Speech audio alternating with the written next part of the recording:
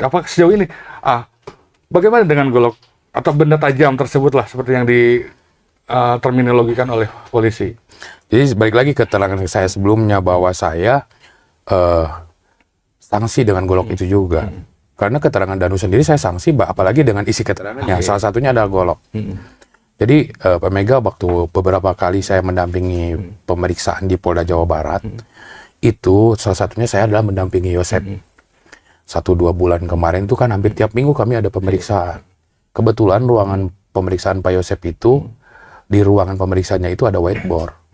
Di situ diperlihatkan foto korban, TKP foto korban, korban masih hidup, foto korban setelah seperti itu. Bahkan sempat berbicara dengan penyidik, saya bertanya juga ke penyidik itu sebenarnya lukanya luka apa. Bahkan ada penyidik yang nanya, sok coba Pak Roman lihat, kira-kira ini jenis luka akibat benda seperti apa.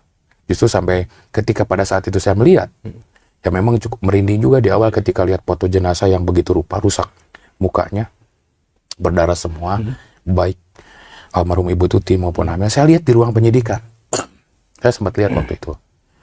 Mungkin itu juga sengaja diperlihatkan kepada para saksi bagaimana nanti itu jadi aspek penekan secara psikologis, melihat posisi korban, ya kan. Nah, buat saya juga sendiri memang itu cukup terintimidasi dengan gambar-gambar seperti itu ya. Karena sempat kepikiran, karena memang hancur mukanya. Dan sampai hari itu saya melihat sulit mengidentifikasikan alat yang digunakan untuk jenis luka seperti itu. Sebutlah benda tajam. Ini kan penting. Pengalaman saya sebagai jurnalis, ketika polisi menangani kasus-kasus tersebut, kasus pembunuhan atau penganiayaan misalkan, polisi pasti selalu mencari alat bukti yang digunakan untuk menganiaya. Nah, tak terkecuali dengan kasus seperti ini. Pasti kan polisi juga akan mencari dengan alat apa pelaku ini menghabisi Tuti dan Amalia, gitu kan. Nah, bagaimana jika alat benda ini tidak ditemukan? Ya itu tadi, ya jelas kan 184 KUHP itu jelas ada urutan bukti-bukti, keterangan saksi, keterangan ahli, kemudian ada petunjuk. Ya salah satunya adalah alat yang digunakan itu adalah petunjuk. Kemudian bercak darah itu juga adalah petunjuk. Kemudian CCTV adalah petunjuk. Kemudian hasil klarifikasi anjing pelacak juga itu adalah petunjuk. Ya kan?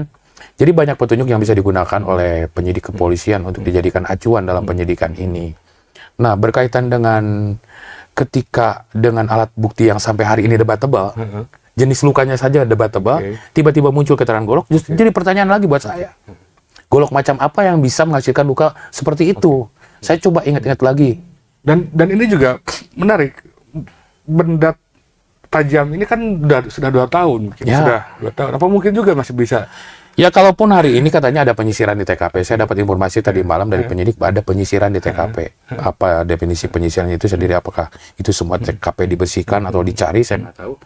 Ya mungkin salah satunya agendanya untuk menemukan benda yang disampaikan oleh Danu.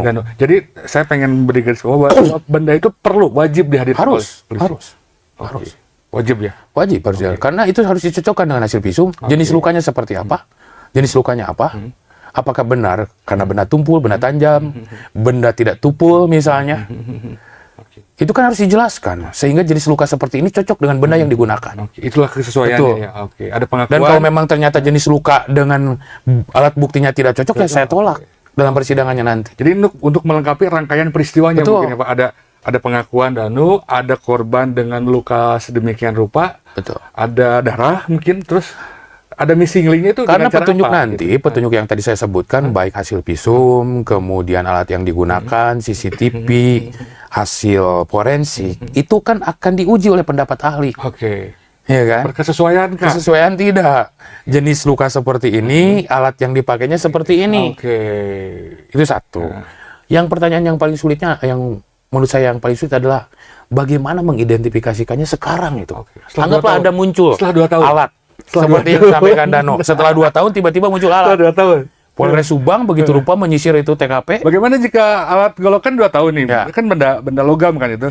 Jika misalkan dibuang ke tanah, pasti berkarat. Ya itu maksud saya. Pasti berkarat. Sudah berkarat. Ya, bercak darah sudah pasti hilang. Hujan dan lain-lain itu akan mempengaruhi. Kemudian apalagi tertimbun tanah. Yang jelas kalaupun ada hari ini alat bukti yang disampaikan Danu katanya kepada golok katanya, ya golok macam apa yang setelah 2 tahun. Apalagi diteliti di TKP. disimpan di tanah katanya, Ya, kalau atau dibuang atau di mana lah gitu Ya, ya. kalau dibuang jelas itu kalau misal tertimbun tanah mungkin itu ada karat. Oke. Akan ada kesulitan nanti untuk pihak yang menguji alat itu, apakah betul itu alat yang digunakan cocok dengan jenis luka yang ada di tubuh korban atau tidak.